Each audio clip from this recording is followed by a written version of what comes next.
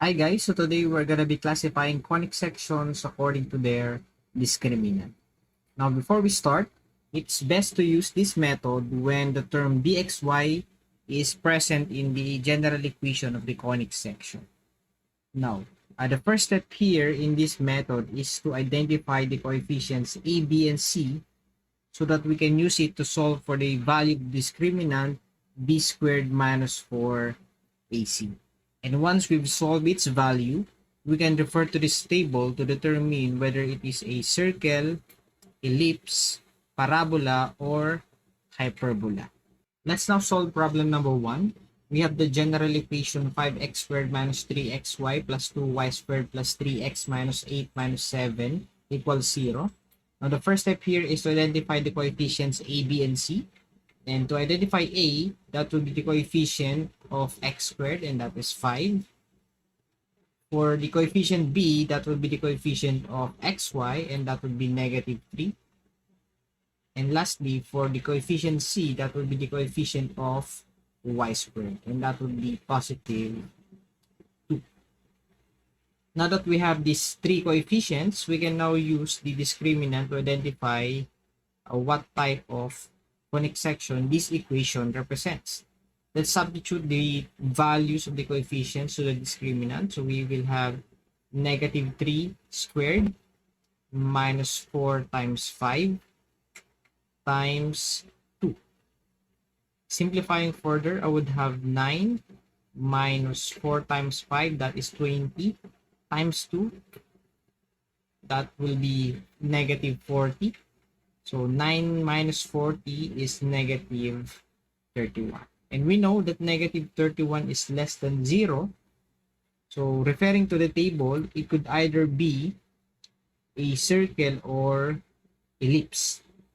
Now, to identify whether it is a circle or ellipse, we will have to take a look at the values of a and c. It says here that if a and c are equal, it is a circle, and otherwise it would be an ellipse. Since a and c are not equal, therefore this general equation represents an ellipse.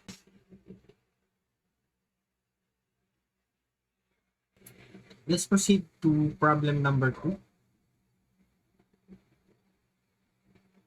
So we have the general equation 16x squared minus 24xy plus 9y squared minus 144x plus 8y plus 244 equals 0. Again, the first step is to identify the coefficients a, b, and c. For this equation, our a here is 16. B would be negative 24. And c is positive 9. Now, using the discriminant b squared minus 4ac, let's solve for its values using the three coefficients. So I will have negative 24 squared minus 4 times 16 times 9.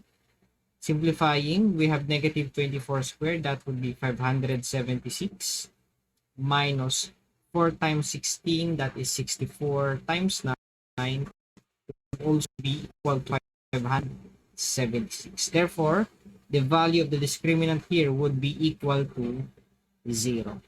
And if the discriminant is 0, referring to the table, the conic section this equation represents would be a parabola.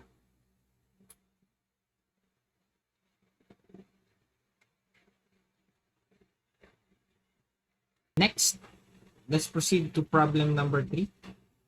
We have the general equation 4x squared plus 6xy plus 2y squared minus 4x minus 2y plus 43 equals 0.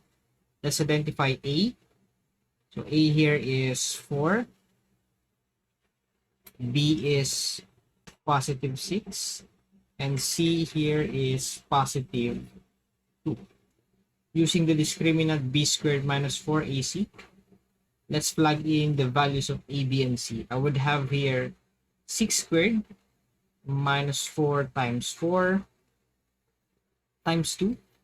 So we will have 36 minus the product of these three. 4 times 4 is 16 times 2. That would be 32. Therefore, the discriminant here is positive 4. Since the discriminant is greater than 0, referring to the table, our conic section here is a hyperbola. So last problem, we have the general equation x squared plus y squared minus 4xy plus 2y minus 4 equals 0. Let's identify the coefficients a, b, and c. For a, that would be the coefficient of x squared. That would be 1. Next, for b, since we don't have a term containing xy, our b here, or the coefficient b, would be 0. Now for c, that would be the coefficient of y squared. We have here a y squared term. So that would be, or the value of c would be 1. Let's proceed now with the discriminant, b squared minus 4ac. So I would have here b squared, that would be 0 squared minus 4 times 1 times 1. Simplifying this value, I would have negative 4 as my discriminant. So again, this value falls under these two categories. So it could either be circle or ellipse. So now, to identify whether it is a circle or ellipse, let's compare the values of a and c. So for this case, since a and c are equal, so it falls in this category. So therefore, this conic section is a circle.